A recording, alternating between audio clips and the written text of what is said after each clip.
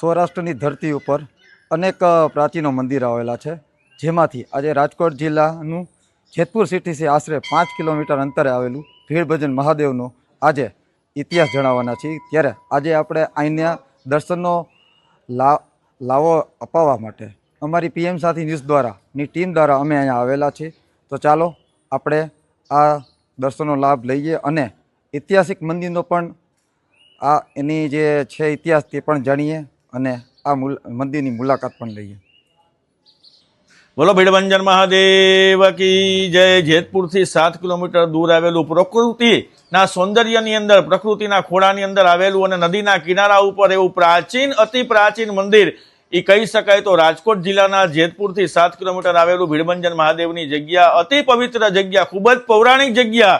આનો ઇતિહાસ માનવા જઈએ તો 700 થી 800 વર્ષ પૂર્વેનો ઇતિહાસ છે એ ભીડભંજન મહાદેવનો આવેલો છે। અહીંયા 120 વર્ષ પહેલા આ ભીડભંજન મહાદેવનો જીર્ણોદ્ધાર થયો અને પરમ પૂજ્ય 1008 શ્રી નાથ સંપ્રદાય જેનાથી દેદીપ્યમાન છે એવા શ્રી શાંતિનાથજી બાપુએ આ મંદિરનો જીર્ણોદ્ધાર કર્યો। 1975ની અંદર શાંતિનાથજી બાપુ દેવ થયા અને ખૂબ જ એવી ભક્તિભાવવાળી ભજન અને તપસ્ સ્થળી એવી આ જગ્યા છે એ લોકો માટે અર્પણ કરીને ગયા અને પછી એમના શિષ્ય ગીતાનાથજી બાપુએ સંચાલન અહીંયા હાથ ધર્યું અને 2009ની અંદર ગીતાનાથજી બાપુ પણ દેવ થયા અને 2009થી આ ટોટલી ભીડભંજન મહાદેવની જગ્યાનું સંચાલન છે અત્યારે બિરાજમાન અત્યારના ગાદીપતિ એવા શ્રી કમલનાથજી બાપુ સંભાળી રહ્યા છે અને ખૂબ જ એવી તપોભૂમિ, અને જે તપોભૂમિ કેવી છે કે લોકો અહીંયા આવે, ભીડભંજન શબ્દનો અર્થ જ એ થાય કે ભીતિ ભંજનાય છે ભીડભંજન, ભીતિ એટલે દુઃખ અને ભંજન એટલે હરનારા, હરેક વ્યક્તિઓના, હરેક લોકોના દુઃખોને જે હરનારો છે એ આ પ્રકૃતિના સૌંદર્યની અંદર બિરાજમાન છે ભીડભંજન મહાદેવ।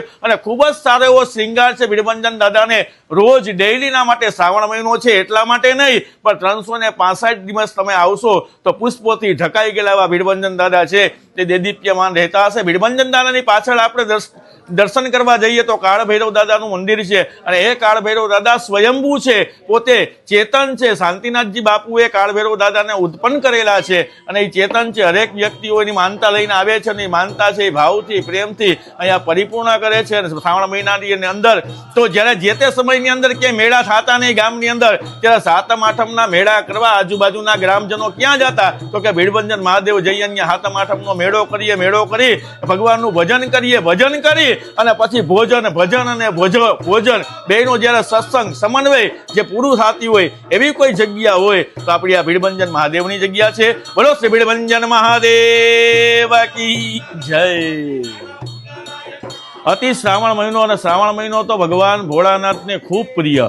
શ્રાવણ મહિનો આવે એટલે આખું કૈલાસ છે એ ગદગદી ઉઠે છે, કારણ કે ભોળાનાથનો પ્રિય મહિનો 6 મહિના ભોળાનાથ છે એ પાતાળ લોકની અંદર હોય અને 6 મહિના છે એ ભોળાનાથ છે એ પૃથ્વી ઉપર આવે। તો આ શ્રાવણ મહિનાની અંદર જ્યારે પરમાત્મા છે એ ઉપર લોક તરફ હોય છે અને એની ગળતી ઉપરથી, એટલા માટે 6 મહિના ભગવાનની ઉપર ગળતી ચડે અને એ ગળતીમાંથી ટીપું જલ છે એ ભગવાનની ઉપર ચડતું જાય। એવા શ્રાવણ મહિનાના સોમવારની અંદર જલ ચડાવીએ અને ભગવાન છે આપણી મનોકામના પરિપૂર્ણ કરે છે। અને અમાસના દિવસે જ્યારે એ ભોળાનાથ છે એ પાછા પાતાળ લોક તરફ જાય છે, એટલા માટે શ્રાવણ મહિનાનો મહિમા છે એ ખૂબ અતિ એવા સારો છે। શ્રાવણ મહિનાની અંદર ભગવાન ભોળાનાથના દર્શન કરીએ તો એ ભોળાનાથ છે એ આપણા કષ્ટો, આપણા દુઃખો છે એ બધું હરી લે છે। અને આખો મહિનો આવતો હોય તો એકનો જ મહિનો છે એવા ભગવાન ભોળાનાથનો મહિનો છે ને ભોળાનાથના દર્શન કરી અને હરેક વ્યક્તિ છે એ પોતે પાવન થાય છે। બોલો ભીડભંજન મહાદેવ કી જય। હર હર મહાદેવ। મારું નામ દીપેશ છે। હું આ ભીડભંજન જગ્યાને બચપનથી જાણું છું, બચપનથી અહીંયા આવું છું। બાકી તો અહીંનો મહિમા તો બહુ અપરંપાર છે, ખ્યાલ નથી આગળ હજી કેટલું આની ઉપર સત છે શું છે એ ભગવાન જાણે અને અહીંના સંતો જાણે। બાકી અમે તો વર્ષોથી અહીંયા આવીએ છીએ, હર શ્રાવણ માસમાં અહીંયા આવીને અહીંની મજા લઈએ છીએ। આ કુદરતી રમણીય વાતાવરણમાં જે મહાદેવ બિરાજે છે એની મજા જ આખી અલગ છે। શ્રાવણ માસ બસ અને પવિત્ર માસમાં અહીંયા શ્રાવણ માસમાં આવીને બધા ભક્તો ધન્ય થાય છે।